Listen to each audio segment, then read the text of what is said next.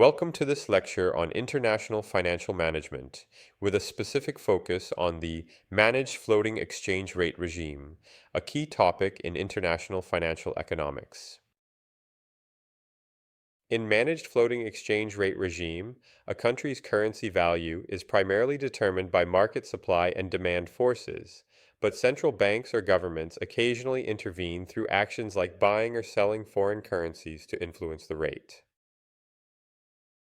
These interventions are designed to prevent excessive volatility in the exchange rate or to guide it toward specific policy objectives, such as maintaining economic stability. A managed float, often referred to as a dirty float, represents a middle ground between a fixed exchange rate system where the value is pegged and a pure floating system driven solely by markets. Unlike a pure floating regime where market forces alone dictate the currency value without any oversight, in a managed float, central banks actively intervene using sterilized operations to stabilize without altering money supply targets. Such interventions help stabilize short-term fluctuations, protect the country's international competitiveness, or achieve broader monetary policy goals like controlling inflation. Exchange rates fluctuate according to supply and demand dynamics, but they operate within informal or semi-official boundaries set by policymakers to limit extreme swings. To influence these movements, central banks may buy or sell foreign reserves, such as accumulating dollars or euros, to strengthen or weaken their currency as needed. Additionally, policy tools like interest rate adjustments can attract or repel capital flows, thereby affecting currency demand and overall exchange rate levels. For instance, the People's Bank of China frequently intervenes in forex markets to prevent sharp upward or downward movements in the yuan's value against major currencies. Specifically, China transitioned to a managed float after abandoning its strict US dollar peg in 2005, allowing more flexibility while retaining control. Similarly, India adopted a managed float following its economic reforms in the 1990s, with the rupee allowed to float but subject to frequent interventions by the Reserve Bank of India. Russia also employed a managed float system before transitioning toward a freer float in the mid-2010s amid economic reforms and policy shifts. Today, China continues to operate under a managed floating regime, where its central bank sets daily trading bands around a reference rate for the Chinese yuan.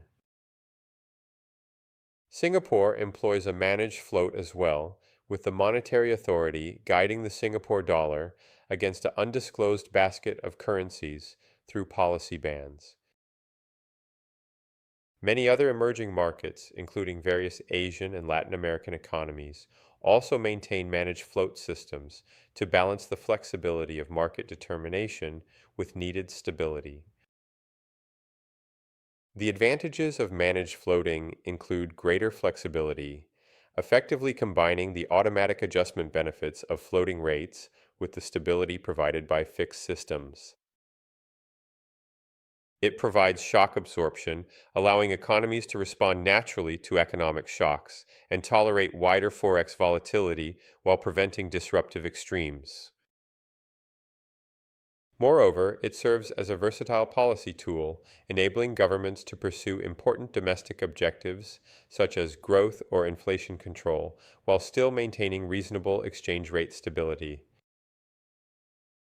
However, there are notable drawbacks, such as uncertainty for long-term investors who struggle to predict opaque or frequent government interventions in the market. There's also the risk of mismanagement, where poorly timed or excessive interventions can inadvertently destabilize markets rather than smooth them. Furthermore, speculative attacks can intensify if markets begin to doubt the central bank's credibility or its ability to defend the targeted rate.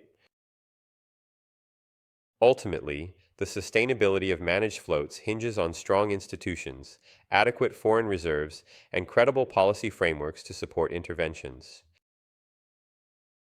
Effective interventions should be transparent and limited primarily to smoothing out temporary volatility, as persistent heavy intervention without sound economic fundamentals can precipitate financial crises. In conclusion, the managed floating exchange rate regime strikes a careful balance between the flexibility of pure floating rates and the stability of fixed systems. It offers significant advantages, particularly for emerging economies navigating volatile global finances, but demands credible policies, sound reserves, and careful management to ensure long-term success. For finance professionals, a deep understanding of managed floats is essential for effectively analyzing currency risks and navigating complex global financial dynamics. Thank you for watching our lecture on international financial management with a specific focus on the managed floating exchange rate regime. See you at the next lecture.